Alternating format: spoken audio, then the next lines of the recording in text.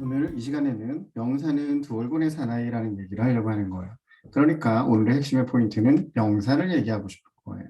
그런데 그 명사는 사실은 하나이지만 모습이 두 가지라는 거예요. 그 두 얼굴이 무엇인지 오늘은 그거에 대해서 얘기를 해볼게요. 먼저 명사를 설명하기 전에 명사의 뜻을 한번 찾아봤어요. 표준국어 대사전에 찾아보면 언어로서 사물의 이름을 나타내는 분사라고 되어 있고 이 밑에 뭐라고 막 이렇게 되어 있어요. 그런데 이 말을 읽어보게 되면 너무 어려워요. 보통 명사라든지 의존 명사라든지 여러 가지가 있는데 우리는 그러지 말고 그냥 명사란 무엇인가? 명사는 두 얼굴의 모습을 가지고 있다. 그 두 얼굴이라는 것이 사실은 주어가 되고 목적어가 될 수 있다. 이 얘기를 하고 싶은 거예요. 그러니까 시간이 나면 한번 읽어봐도 돼요. 이거는. 자, 그러면 우리가 이야기하고 싶은 한글로 배우는 영어잖아요. 그러니까 쉽게 생각하자는 거예요. 어떻게? 바로 내 눈과 내 마음의 눈으로 볼 때 그것이 사람이라든지 사물의 이름이면 그거는 전부 다 명사라는 거예요. 밑에 조금 어렵게 사단칠정, 이니에지라든지 노이사비 공경우라든지 희노애락이라든지 이런 말을 쓰는 이유는 무엇이냐면 이렇게 눈에 보이지 않는 것도 전부 다 명사라는 거예요. 우리가 눈에 보이는 거, 자, 내 눈앞에 지금 뭐가 있냐면 컴퓨터가 있어요. 컴퓨터. 이렇게 눈에 보이는 거, 이걸 바로 명사라고 한다는 거예요. 명사. 좀 편하게 쓸 때 n이라고 쓰죠. 왜냐면 나온의 약자라서 n이라고 써요. 이런 것처럼 그 다음에 지금 내 눈앞에 무엇이 있냐면 바로 마우스가 보이고 있어요. 그럼 마우스인 거예요. 이것도 뭐다? 명사라는 거예요. 지금 기분이 어때요? 그냥 기쁘지도 않고 슬프지도 않고 덤덤해요. 그럼 덤덤하다 얘기한다. 이런 것도 전부 다 명사라는 거예요. 쉽죠? 그러니까 딱 하나만 기억하면 돼요. 그냥 내가 이야기하거나 눈으로 보거나 내가 표현하고자 할 때 딱 떨어지는 거 그거를 명사라고 한다 이거예요. 아시겠죠? 그러면 명사는 두 얼굴의 사나이다. 이 얘기가 무엇이냐면 결론적으로 얘기하면 이쪽에 보게 되는 쪽을 주격이라고 부르고 이쪽에 되는 거를 목적격이라고 우리가 어려운 말로 하면 이렇게 분류할 수 있어요. 하지만 그렇게 하기보다는 일단은 가장 쉽게 어떤 걸 생각을 하냐면 이걸 먼저 생각을 하는 거예요. 우리가 지난 시간에 동사라는 걸 했죠. 움직임을 나타내는 것이 동사다.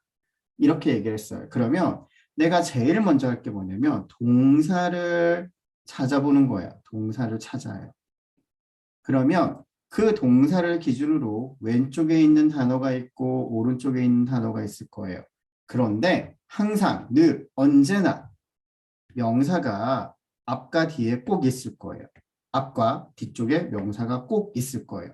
그러니까 동사 앞에 있는 이 명사를 뭐라고 한다? 주어라고 한다는 거예요. 그리고 이 동사 뒤에 뭐가 있다? 명사가 있다라는 거예요. 이 명사를 뭐라고 한다? 목적어라고 한다라는 거예요. 그러면 동사 앞에 있는 명사는 주어가 되는 모습이고 주어가 되는 자격을 가졌다라는 거죠. 그래서 이 단어가 주어가 되는 이거는 자격이란 뜻이에요. 그러면 목적격이라는 것은 무엇이겠어요? 목적어가 되는 격이잖아요. 자격이란 뜻이에요. 굉장히 쉽죠. 두 얼굴이란 바로 이거예요.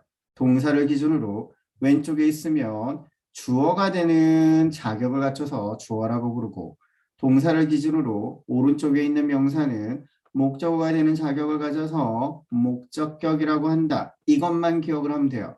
알겠죠? 그러니까 여기에서 가장 중요한 건 뭐다? 동사 왼쪽에 있느냐? 동사 오른쪽에 있느냐?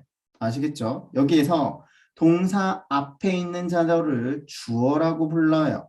그 명사에다가는 은, 는, 이, 가를 붙이는 거예요. 왜? 은는 이가를 붙이는 자격이 생긴 거예요. 그래서 그거를 주격이라고 부른다라는 거예요.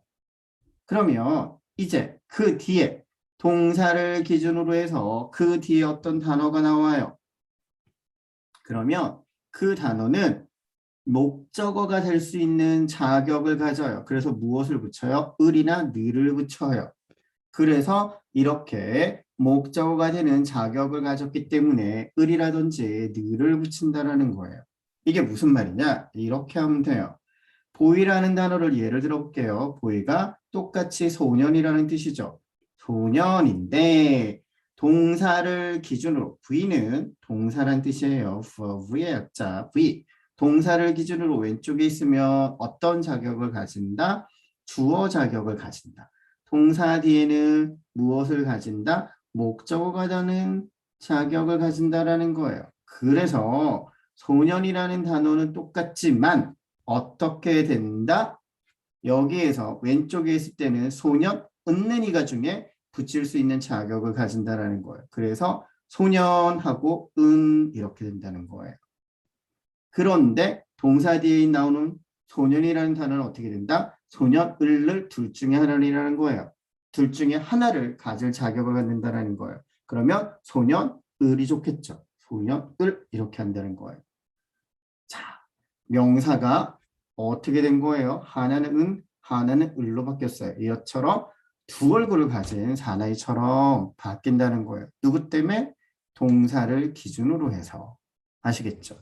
걸은 예를 들어서 소녀라고 해요. 그러면 소녀잖아요. 해볼까요? 그러면 소녀, 는이 되겠죠. 동사의 뒤에 있으니까 소녀, 는이 되겠죠. 쉽죠? 굉장히 쉬운 거예요. 그래서 한글로 배우는 게 중요해요. 영어는. 그 다음 학교예요. 학교. 뒤에도 학교네요. 그런데 앞에 있으니까 학교는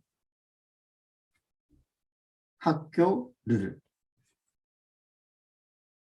되겠죠. love 눈에 보이지 않지만 얘기할 수 있으니까 사랑 명사인 거예요.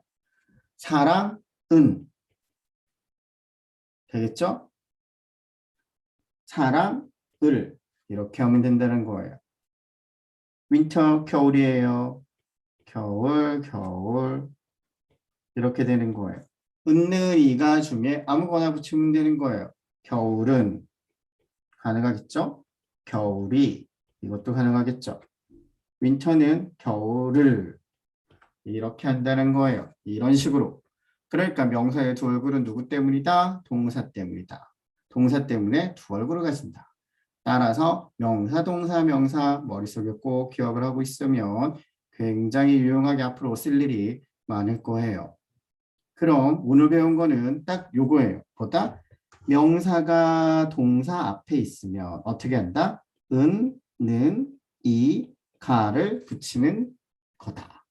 그 다음에 명사가 동사 뒤에 있으면 을이나 느를 붙인다. 요거만 기억하면 돼요. 다른 거 어려운 거 없어요.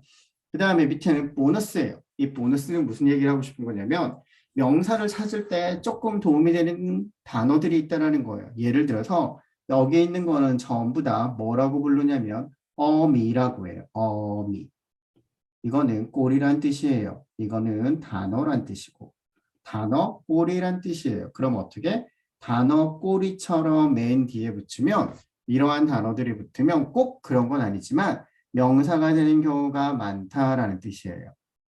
자, 여기서 보면 tion, sron, ment, mess, lgy, anc, enc, or, er, ist, cian 외우면 좋아요. 근데 외우거나 이렇게 하면 너무 힘들잖아요. 그래서 그냥 이런 게 있구나 정도만 기억을 하면 돼요. 자, 볼게요. tion, 예를 들어서 station, tion이 들어있죠. 그렇기 때문에 명사라는 거예요. 요거 하나만 해볼까요? 엔터라는 단어가 있어요. 동사예요. 들어가다라는 뜻이죠. 우리가 엔터 치죠? 엔터키도 이것 때문에 우리가 어떠한 명령을 내렸을 때 그것이 그대로 들어가서 실행이 되기를 바라기 때문에 쓰는 거예요. 그런데 여기에 어떻게 하면 ENC를 붙이면 뭐가 된다? 명사가 된다는 거예요. 그러면 들어가다에서 명사로 바뀌면 들어감이 되겠죠. 또는 좀 더 유식한 말로 하면 들어가는 곳이 어디예요? 입구가 되는 거예요. 그래서 명사로 입구라는 뜻이 있어요. 그러니까 여기에 지금 써놓은 거를 외우면 명사를 찾는데 조금은 도움이 될 거예요. 하지만 처음에 영어로 배울 때 너무 많이 외우려고 하면 힘들어요. 그러니까 나중에 익숙해지면 시간이 되면 그때 외워도 괜찮을 것 같아요. 이번 시간에 결론이에요. 명사에서 가장 중요한 건 무엇이다? 바로 사람이나 사물의 이름을 명사라고 한다. 알겠죠? 동사를 기준으로 앞에 있는 단어에는 은, 는, 이, 가를 붙이는 연습을 한다는 거.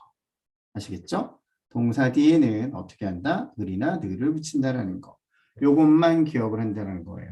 아시겠죠? 굉장히 쉽죠?